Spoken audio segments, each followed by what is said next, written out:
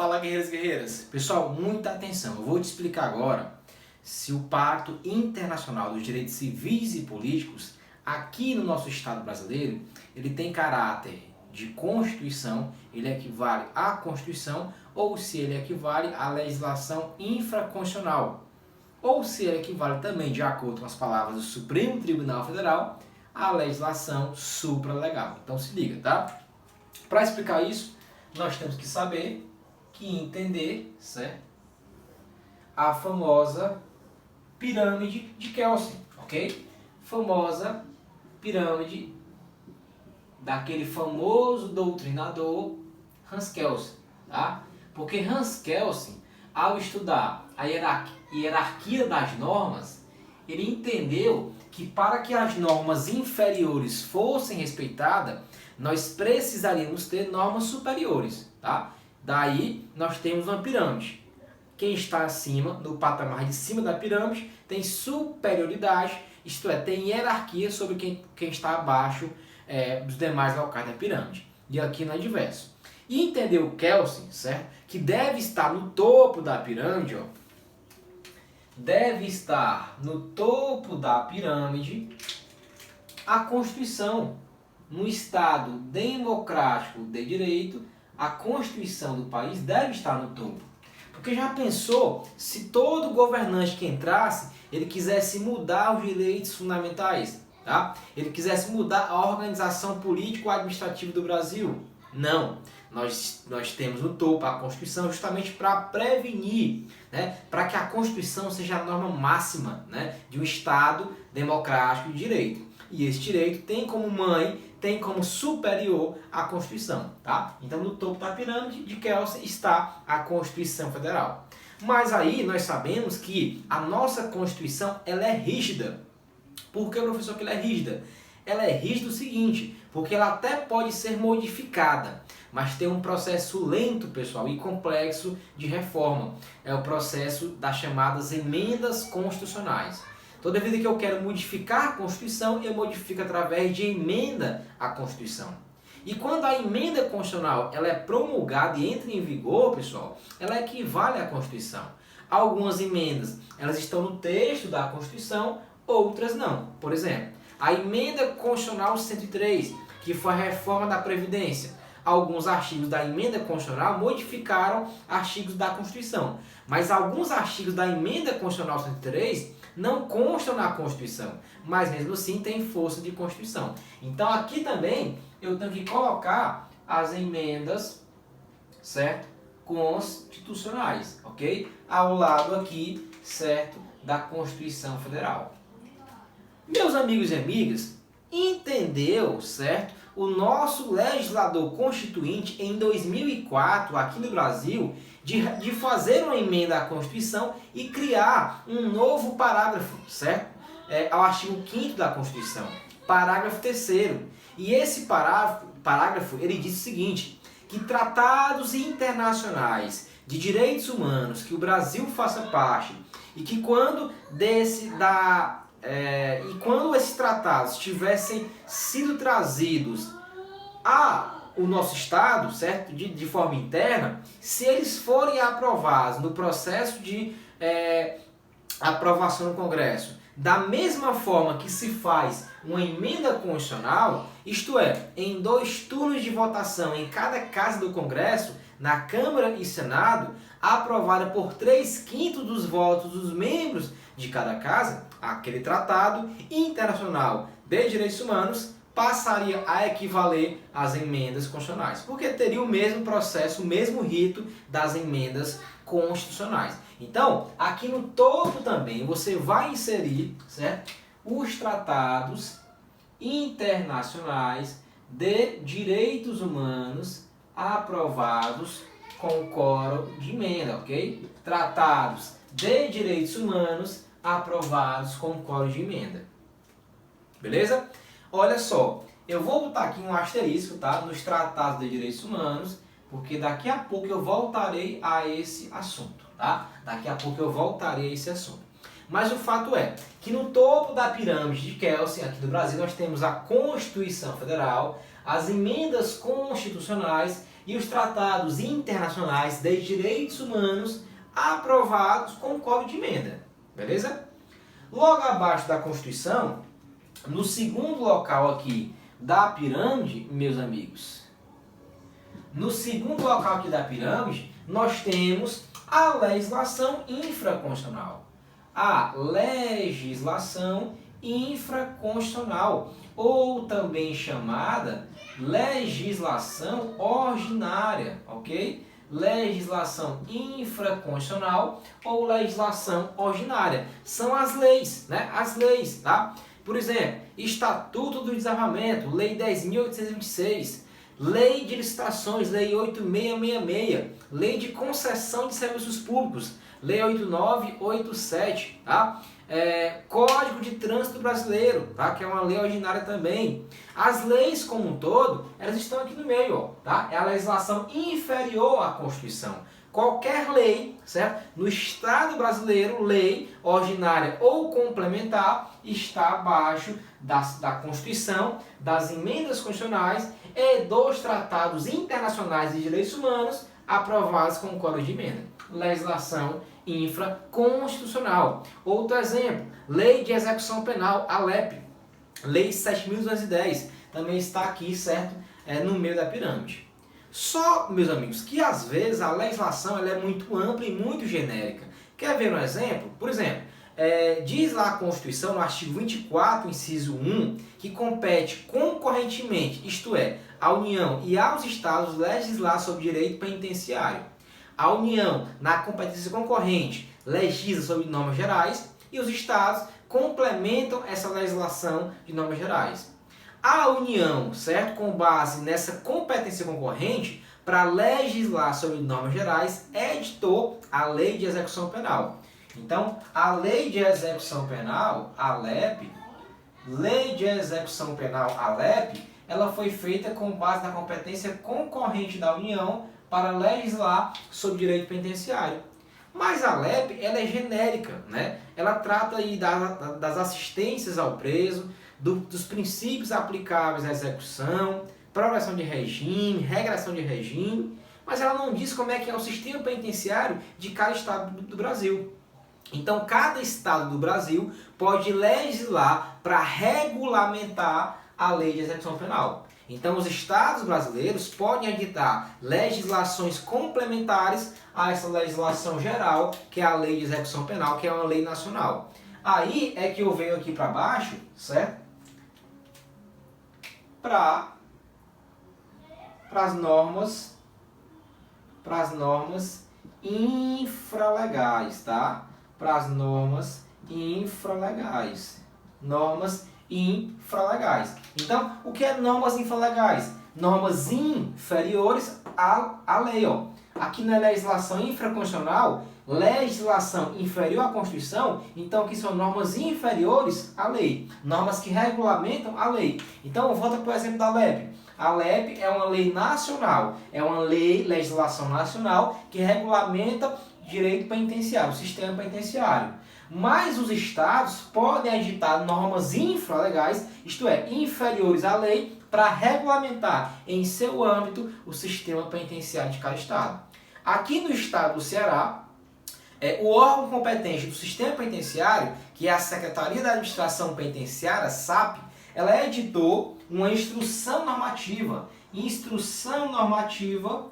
certo? Número 03, certo? Essa instrução normativa 03 de 2020 é um ato administrativo que regulamenta a lei de execução penal, beleza? Então entende, ó, a instrução normativa, que é um ato administrativo infralegal, ela não pode ir contrário à legislação, por exemplo, aqui a LEP. E a LEP não pode ir contrário, não pode contrariar a Constituição, as emendas constitucionais e os tratados internacionais de direitos humanos aprovados com o Código de Emenda. Então perceba, é uma hierarquia. Essa aqui respeita essa, que também respeita essa aqui, tá? Elas aqui todas guardam respeito a essas normas aqui que estão no topo da pirâmide. Mas eu disse a você que deixasse guardado o asterisco aqui, ó, o asterisco dos tratados internacionais de direitos humanos. Por quê? Pessoal, a pergunta é, os tratados de direitos humanos ele tem um rito, né? Ele tem um rito todo. Tem a aprovação lá, certo? Fora. Por exemplo, o presidente da República vai para uma assembleia e nessa assembleia de um organismo internacional aprova-se um tratado. Aí, para que o tratado tenha validade no Brasil, ele tem que trazer aquele tratado, submeter ao poder legislativo, no caso, Congresso Nacional, para que o Congresso aprove, ratifique aquele tratado. Isso está onde? Artigo 49, inciso 1 da Constituição.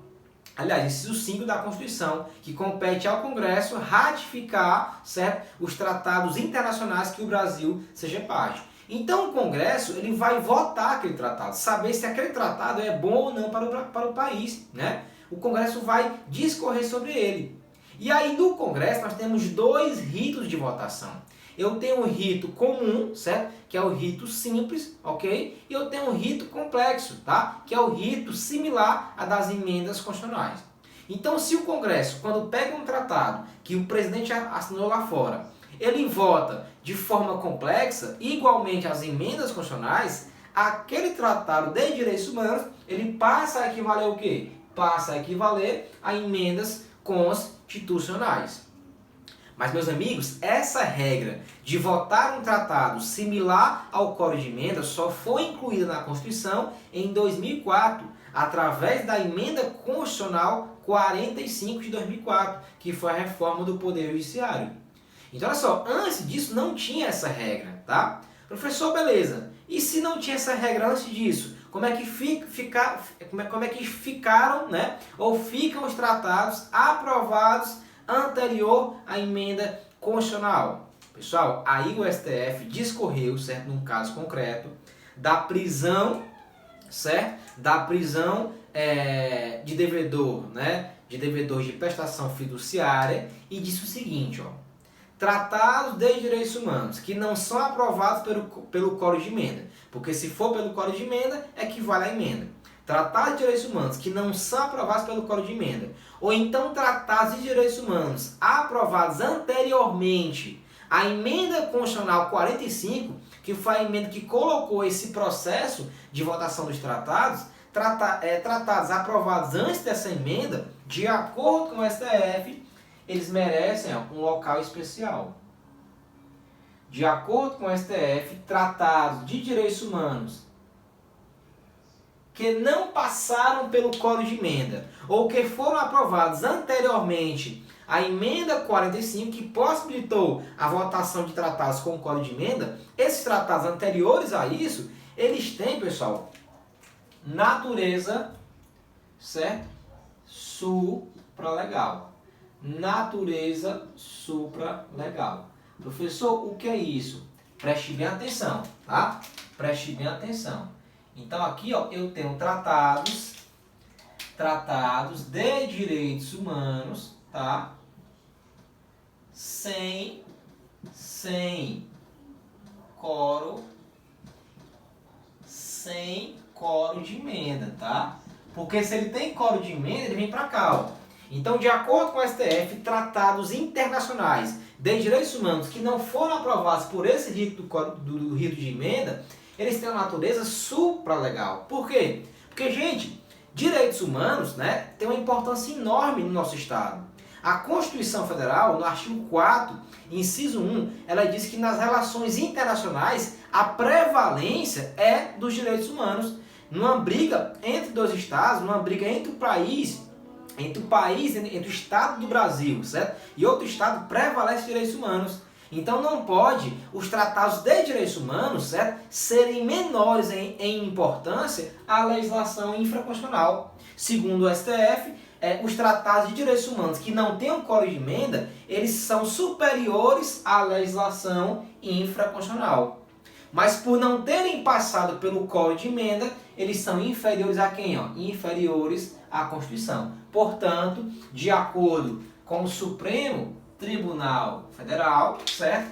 Tratados de direitos humanos aprovados com quórum comum, né? Sem ser o de emenda, têm natureza supralegal. Eles são superiores à legislação infraconstitucional, mas são inferiores à Constituição, às emendas constitucionais e aos tratados internacionais de direitos humanos aprovados com o Código de Emenda. Professor, beleza, mas você começou esse vídeo falando sobre o Pacto Internacional dos Direitos Civis e Políticos. Pois é, pessoal, esse pacto aqui no Brasil, ele passou a ter vigência, foi aprovado em 1992, tá? Ele foi aprovado muito antes, certo, da redação do parágrafo 3º do artigo 5º, que permite a submissão de tratados de direitos humanos ao Código de Emenda. Então não tinha esse rito. Naquela época, aprovavam-se tratados com rito comum.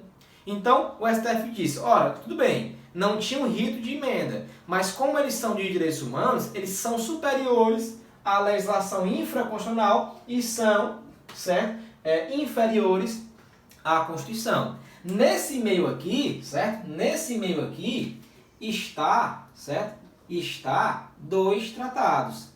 Estão, Estão, certo, dois tratados, que é o Pacto Internacional dos Direitos Civis e Políticos, tá? Deixa eu modificar aqui, melhorar aqui essa letra. Pacto Internacional dos Direitos Civis e Políticos. E também está aqui, pessoal, o nosso conhecido Pacto de São José, certo, da Costa Rica, certo? São José da Costa Rica. Por quê? Porque ambos, meus amigos e amigas, os dois tratados aqui, eles foram aprovados pelo Brasil e no Congresso antes de 2004.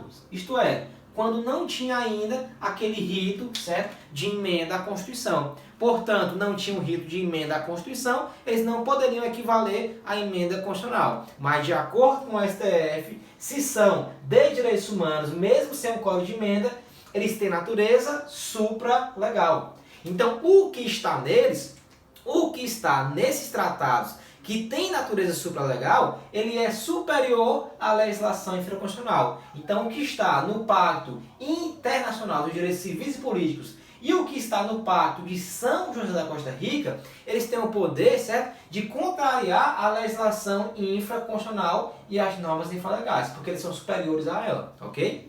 Quer ver um exemplo interessante? Nós temos aqui o decreto, certo, decreto-lei 911, tá? De 54. Professor, que decreto é esse? Antigo, né? Pessoal, esse decreto aqui, ele permitia, certo? A prisão civil, certo? Do depositário infiel. Aquela pessoa que comprava um bem em alienação fiduciária e ao final não devolvia o bem, de depositário fiel, passava para depositário infiel, certo? E esse decreto permitia a prisão dessa pessoa, né? Esse decreto é uma norma infralegal, inferior à legislação. Aliás, até na época, ele era considerado como lei, né? Como lei ordinária. Só que esses dois pactos aqui, tá? O Pacto de Direitos Civis e Políticos e o da Costa Rica, eles não permitem essa prisão civil de depositário infiel. Eles só permitem a prisão civil de devedor de prestação alimentícia. Então perceba, eu tenho aqui uma confusão. Eu tenho dois pactos de direitos humanos, certo? Que o Brasil faz parte, que não permitem prisão civil de depositário infiel. E eu tenho um decreto brasileiro, certo? Uma norma infralegal que permite a prisão. Vem cá, quem aqui é superior? São os tratados de direitos humanos, certo? Ou é esse decreto, certo? Brasileiro? Eu disse mais uma vez, tratados de direitos humanos, que não tem código de emenda, mas são de direitos humanos, tem natureza supralegal, isto é, superior à legislação. Como o decreto é uma legislação infralegal, os tratados são superiores a ele. Portanto, a prisão que aqui está contida, que aqui está permitida, não é mais possível no Brasil e ela é ilícita. Ela é ilícita, não pode ocorrer a prisão civil do depositário infiel. Ela é ilícita, ela é ilegal. Foi pensando nisso, né, com base nisso, que o mesmo Supremo Tribunal Federal editou uma súmula vinculante que, salvo o melhor juízo, é a de número 25, certo? 25 dizendo o seguinte, dizendo que a prisão civil do depositário infiel é ilícita, tá? É ilícita porque contraria tratados de direitos humanos que o Brasil aprovou, que muito embora não tenham sido com o Código de Emenda, mas são, de acordo com o STF, supralegal, tem o poder, né, inclusive, de suspender e de contrariar a legislação infraconstitucional, e o decreto do depositário infiel é o exemplo de decreto que está contrário aos tratados que tem natureza supralegal. Então, por isso que o Pacto Internacional dos Direitos Civis e Políticos e o Pacto de São José da Costa Rica tem natureza supralegal, e o que está neles tem o poder de suspender a legislação infraconstitucional, porque de acordo com o STF, os dois, como exemplo, têm natureza supralegal, isto é, superior à legislação infraconstitucional, mas inferiores à Constituição. Senhores e senhoras, é uma explicação complexa, é uma explicação demorada, mas que tem que ser dita para que você realmente compreenda, certo? Esse instituto, né, dos tratados de direitos humanos com código de emenda e sem o código de emenda. Estamos juntos, até o próximo vídeo rumo à NPR, uma aprovação. Valeu, gente, abraço!